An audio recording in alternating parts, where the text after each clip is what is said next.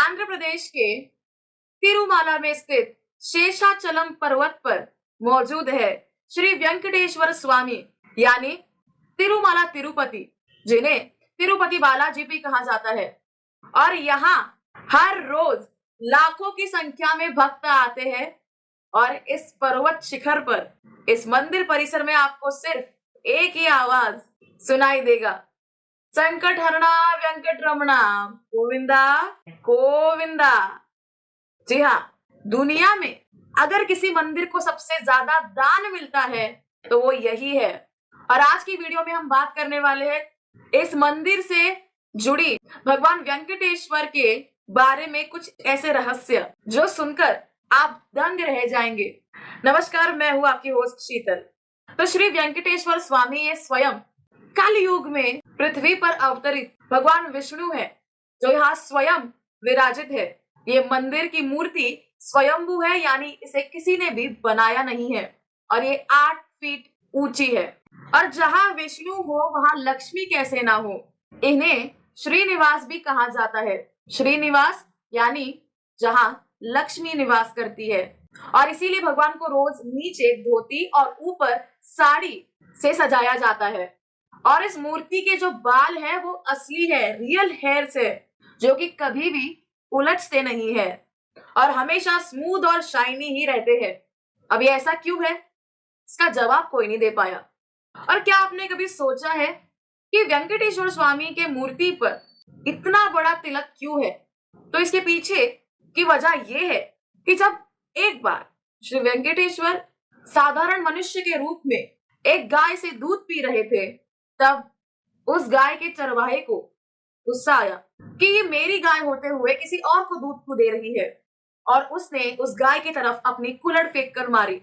और इस घाव को भगवान ने स्वयं अपने सिर पर ले लिया। और इसीलिए इस मंदिर के पुजारी भगवान को केसर, कपूर और कस्तूरी से बना हुआ तिलक के स्वरूप में लेप लगाते हैं, ताकि भगवान को इस चोट से राहत मिले। और ये चोट काफी बड़ी थी, इसीलिए इनका तिलक भी उतना ही बड़ा है। और ये तिलक, ये लेप हर शुक्रवार को बदला जाता है। क्या आपको पता है कि मूर्ति जहां स्थापित है उस गर्भगृह का टेम्परेचर कभी कभार 40 डिग्री सेल्सियस से भी ज्यादा होता है। ये मूर्ति भले ही स्वयंभू है, पर बनी तो पत्थर की है, और इस पत्थर की बनी हुई मूर्ति को पसीना आता है, जिसे पुजारी समय समय पर साफ करते हैं। यह प्रूफ है कि भगवान स्वयं यहाँ अपने सजीव रूप में निवास करते हैं। इन्हें तिरुपति बालाजी भी कहते हैं। तिरु यानी लक्ष्मी देवी, तिरुपति यानी लक्ष्मी के पति, और बालाजी इसलिए क्योंकि जब भगवान विष्णु ने श्री कृष्ण के रूप में देवकी और वसुदेव के पुत्र के रूप में मथुरा के काल कोठड़ी में जब जन्म लिया था, तब इन्होंने उन दोनों को अपना चतुर्भुज स्वरूप में दर्शन दिए थे, और वही रूप यहाँ तिरुमाला में भी विराजित है, ऐसा माना जाता है। इसीलिए इन्हें तिरुपति बालाजी भी कहते हैं। और क्या आपको पता है, जब भगवान का अभिषेक किया जाता है तब मूर्ति पर मौजूद चंदन के लेप निकाले जाते हैं, और इनकी चेस्ट पर, इनकी छाती पर जो चंदन का लेप है उसमें लक्ष्मी देवी की प्रतिमा दिखाई देती है। इसका मतलब ये है कि लक्ष्मी देवी अपने पति भगवान विष्णु के वेंकटेश्वर रूप में स्वयं विराजित है। क्या आपको पता है, भगवान वेंकटेश्वर के मूर्ति में से समंदर के लहरों की आवाज आती है। अभी हैरान करने वाली बात तो ये है कि ये मंदिर सी लेवल से 32,000 फीट के ऊंचाई पर स्थित है, और समंदर भी काफी दूर है। तो ये आवाज कहाँ से आती है? मान्यता के अनुसार भगवान विष्णु क्षीर सागर में रहते हैं, और इस मूर्ति से आने वाली लहरों की आवाज इसका प्रतीक है कि ये क्षीर सागर में से लहरों की आवाज है। भगवान वेंकटेश्वर, इनका मंदिर जितना फेमस है उतना ही फेमस है यहाँ का प्रसाद, जो कि है तिरुपति के लड्डू। और यहाँ रोज 3 लाख लड्डू बनाए जाते हैं, जिन्हें भारत सरकार से GI टैग यानी जोग्राफिकल इंडिकेशंस मतलब भौगोलिक चिन्ह मिला है।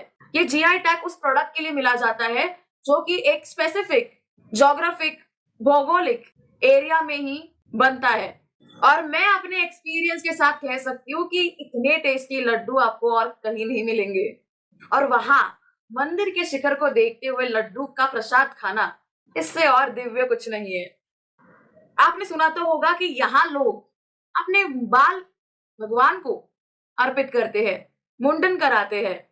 इसका मतलब ये होता है कि आप अहंकार और अपनी घमंड को त्याग कर रहे हैं, और उस परमेश्वर से बड़ा और कोई नहीं है, ना ही आपका घमंड। और हर रोज यहाँ 20,000 से भी ज्यादा लोग मुंडन कराते हैं। भगवान वेंकटेश्वर के सामने एक दिया है जो कि हजारों सालों से अखंड चले आ रहा है। कैसे? ये अपने आप में एक मिस्ट्री है। तो ये थी तिरुमाला तिरुपति से जुड़ी भगवान वेंकटेश्वर स्वामी के बारे में कुछ हैरान करने वाले मिस्ट्रीज और सीक्रेट्स। अगर आपको वीडियो अच्छा लगा हो तो लाइक कीजिए, शेयर कीजिए और चैनल को सब्सक्राइब करके बेल आइकन प्रेस करना ना भूलें। मिलते हैं अगले वीडियो में किसी और टॉपिक के साथ। आपको किस टॉपिक पर वीडियो देखना अच्छा लगेगा ये मुझे कमेंट में जरूर बताइए। जय वेंकटेश्वर स्वामी।